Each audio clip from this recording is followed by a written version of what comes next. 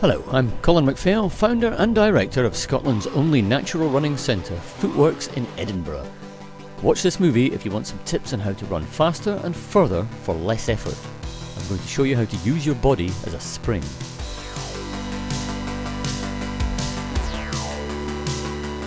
Running is simply a controlled fall from the ankles. We fall forward, place our feet beneath us to stop the fall, and by continuing to lean forward from the ankles, we then repeat the process. Leaning forwards from the waist does not work.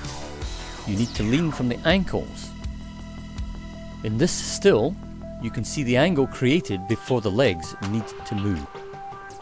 Think of the body as a series of springs connected through fascia or muscle tissue, all of which play a role in controlling the deceleration of landing whilst running. In this slowed down footage, the landing appears to be mid-foot, but over 95% of the ground reaction force is under the front portion. Also note the bent knee and vertical tibia on landing. This absorbs shock, loads our springs and maintains elasticity from our tendons, allowing the heel to flick up with elastic recoil. This is the stage just before ground contact. The foot is relaxed, ready for landing, and the arch to naturally drop, activating the leaf spring.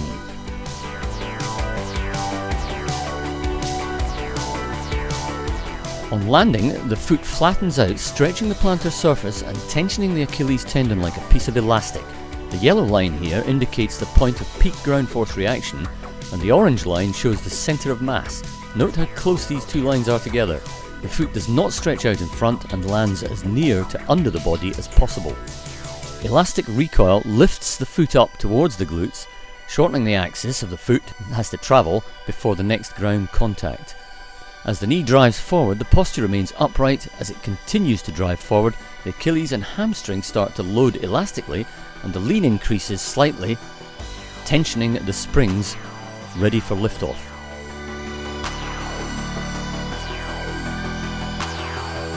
At liftoff, the hip flexor is stretched and loaded, ready to help drive the knee forward, while the hamstring and glutes elastically pull the foot up towards the backside. The hips work in extension at the point of liftoff and need to be stabilised by the abdominals, the quads and the glutes.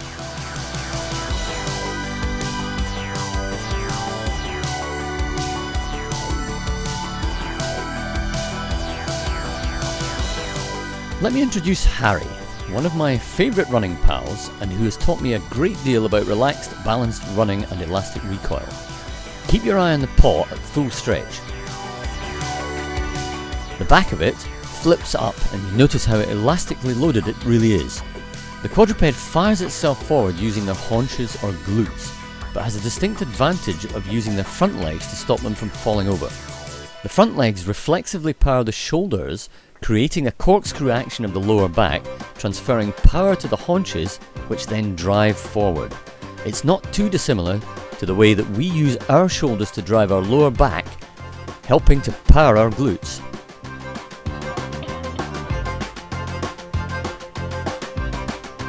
Cadence.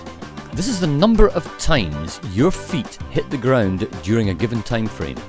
Here I demonstrate the stickiness of too low a turnover of the legs. As I increase the cadence, you notice the spring returns to my tendons, making it look much easier and elastic. The perfect cadence is what will eventually become part of your stride signature, and you'll probably be well advised to work somewhere between 180 and 190 steps per minute, or for argument's sake, 3 steps per second. To teach this, I'm using left 2, 3, right 2, 3, left 2, 3, right 2, 3, which gives a 3-second interval which is easily interpreted. This cadence should be kept whether running at 1 km an hour or 20 km an hour. You're actually watching Abdul running here at 10 km an hour and I'm running at 17, and we've got exactly the same number of strides per minute.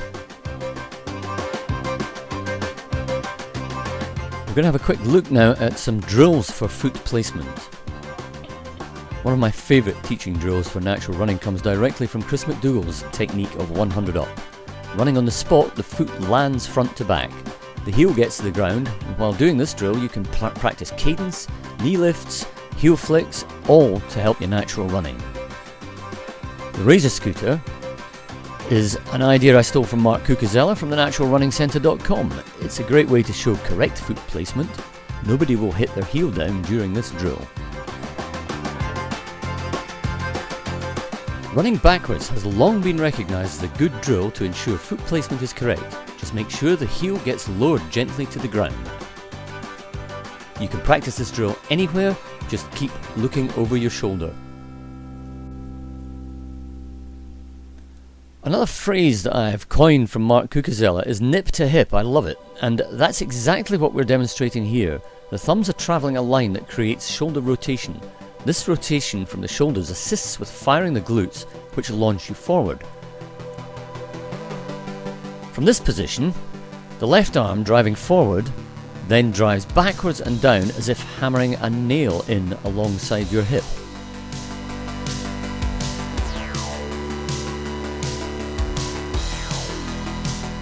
The red arrow here shows the position of the hammer's head as it makes contact with the nail, where the power comes in. The action of nip to hip uses core strengths reflexively, which improves overall balance and muscle economy.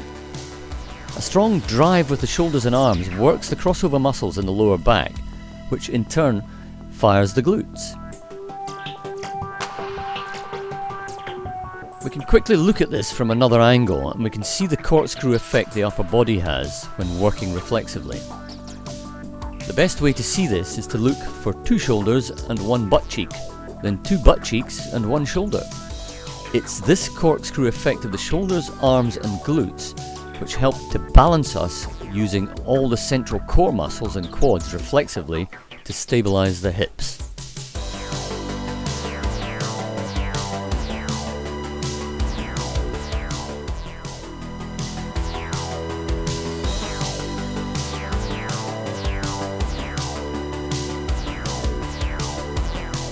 Now we're going to have a look at the hips here, because in a sitting world our butts get used to sit on rather than their primary purpose of propulsion. When you first start running with a natural foot strike, you'll know you're firing from your glutes the day after a longer or harder run, because sitting will hurt, just enough to let you know. Now this next picture is my core star, and this shows how all the forces used in running radiate from a core point. The core needs to be in good shape. The left shoulder is driving the right glute through a series of crossover muscles in the lower back. The right hip is working in full extension, preparing the left hip for the next landing. The muscles in the lower back are stabilizing the hips along with the abdominals, quads and the glutes. Now this road has a heavy camber sloping to the left, and the line between the vest and the shorts shows how much work the hips are doing to remain stable and steady. The glutes, abs and quads are working hard to maintain an almost stable platform. So having now looked at the 3 main parts of the human animal and the natural way to run, let's go running. Stand tall, run on the spot, this will ensure a correct foot placement. Get your cadence of between 180 and 190. Get the arms up, the shoulders back, use the thumbs to get that nip to hip action. Lean forward and start that mild corkscrew action using your shoulders. Keeping your core star in shape will help with balance and reflexive muscle action. Use a video camera on your smartphone and replay it in slow motion to check your form regularly. But most important of all is to stay relaxed, run like an athlete and develop your own stride signature.